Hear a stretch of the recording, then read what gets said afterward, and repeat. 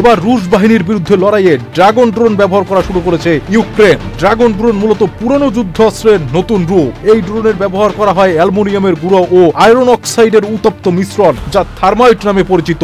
এটি 4000 ফারেনহাইট তাপমাত্রায় পুড়তে থাকে। রুশ সেনাদের গোপন আশ্রয়স্থল পুড়িয়ে দিতে এই ড্রোন ব্যবহার করছে ইউক্রেন।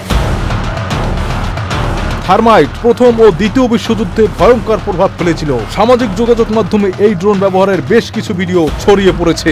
এ থেকে দেখা যায় এই ড্রোন তুলনামূলক কম উচ্চতায় ওড়ে ও আগুনের বৃষ্টি ছড়ায়। গলিত লোহা যখন ড্রোন থেকে পড়তে থাকে তখন একে মনে হয় পৌরাণিক কাহিনীর ড্রাগনের মুখ দিয়ে আগুন ঝরছে। তাই এই ড্রোনের নাম ড্রাগন ড্রোন।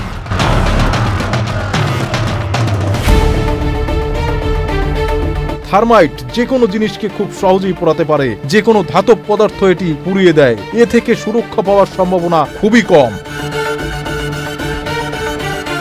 জার্মান রসায়নবিদ 1890 সালে থার্মাইট আবিষ্কার করেন। এটি রেলপথ ঝালাইয়ের কাজে ব্যবহার করা হতো, কিন্তু পরে সামরিক কাজে ব্যবহার শুরু হয়। ম্যাকগিল বিশ্ববিদ্যালয়ের তথ্য অনুযায়ী প্রথম বিশ্বযুদ্ধের সময় বোমা হিসেবে থার্মাইট ব্যবহার করত জার্মানরা। দ্বিতীয় বিশ্বযুদ্ধের সময়ও জার্মান ও তার মৈত্র বাহিনী বোমা হিসেবে থার্মাইট ব্যবহার করেছে শত্রুদের অস্ত্র গলিয়ে ফেলতে।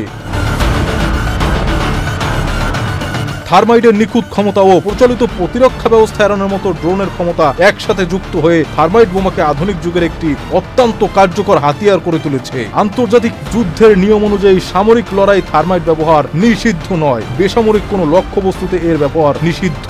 মানুষের শরীরের উপরে এর ব্যাপক প্রভাব রয়েছে।